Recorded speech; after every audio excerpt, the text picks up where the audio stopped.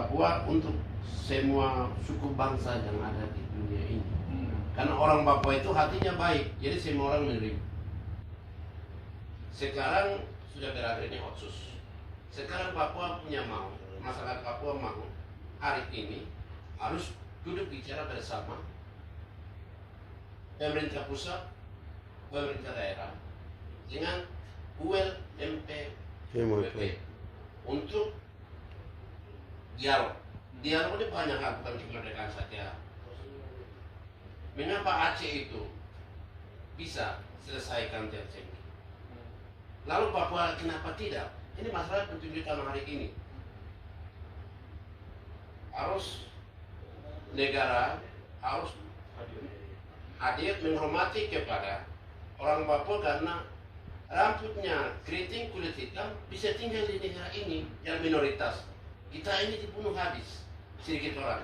Maka kami tidak mau seperti masyarakat orang asli Amerika yang India sekarang sudah jadi India. Dari Australia sekarang orang Aborigin. Kita tidak mau ke depan itu terjadi kalau kita tinggal di dalam NKRI yang kita cintai, maka kita selesaikan dengan damai. Di mana kami wakil rakyat, DPR Papua datang ke sini, seluruh fraksi-fraksi dari DPR Papua dari pimpinan sampai pimpinan fraksi datang di DPRD untuk minta tolong untuk revisi undang-undang yang Otsus ini, yang 2 pasal ini jangan terlalu dianggap kami bahwa itu terlalu dari kesan-kesan. Harus proses waktu selesaikan supaya 2 pasal itu harus kembalikan kepada MRP dan DPRP, karena kami adalah perpanjangan tangan dari pemerintah pusat kepada daerah, agar kita duduk sama-sama selesaikan supaya ke depan tidak pula antara horizontal konflik tiap hari terjadi di Papua. Kasihan, mengapa? Masyarakat sipil korban, TNI Polri juga korban.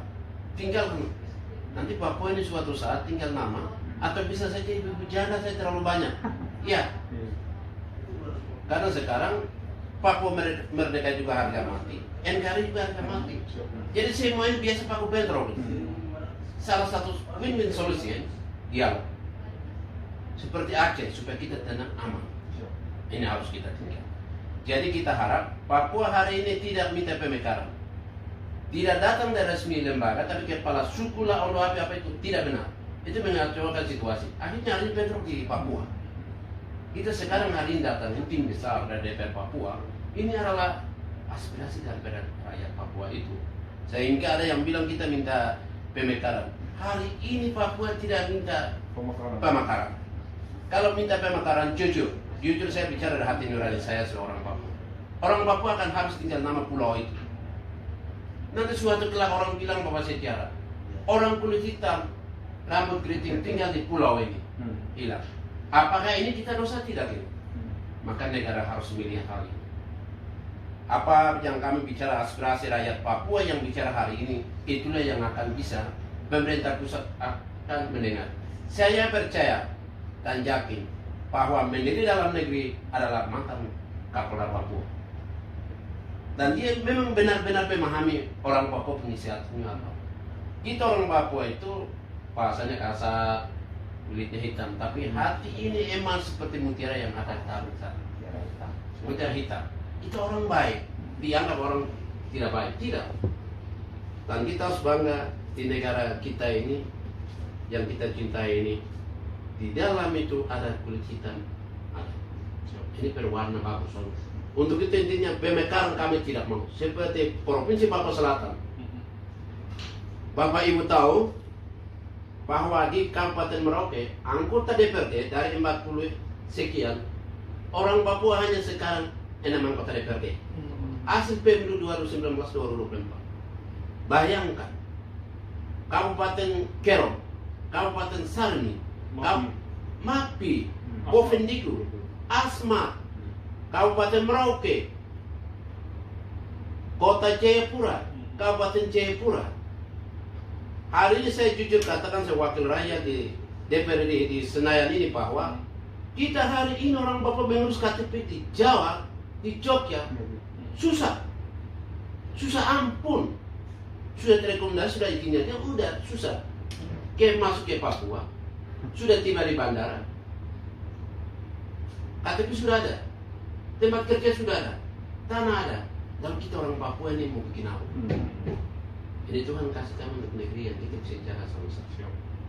Untuk itu, sebagai wakil rakyat, saya ketua fraksi PAN DPR Papua sudah sampaikan kepada teman-teman kami dari fraksi PAN di DPR ini bahwa apa yang kami bicara dari DPR Papua itulah hasil murni daripada hati orang Papua.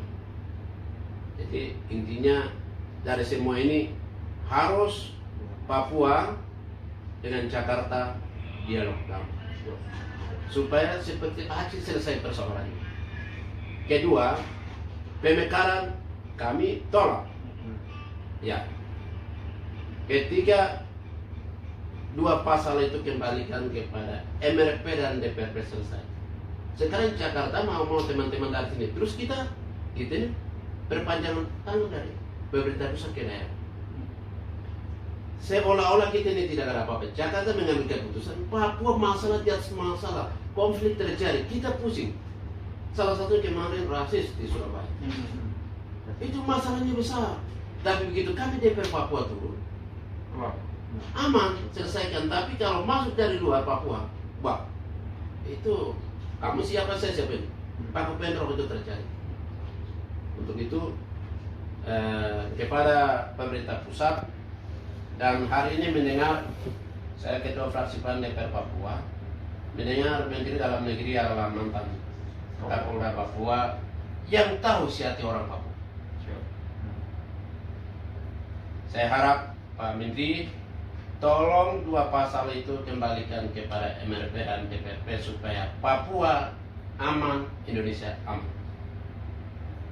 Salah satu dialog itu bukan kemerdekaan saja. Dialognya dialog apa saja bisa. Ini dilakukan maka masyarakat Papua itu bisa tenang. Tapi kalau tidak, revisi undang-undang Otsus ini jalan, masalah tidak akan habis.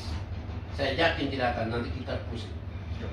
Negara akan pusing. Apalagi sekarang COVID, semua anggaran kita sudah semakin minus, mungkin ya, sehingga mungkin pemekaran ditangguhkan dulu untuk sementara.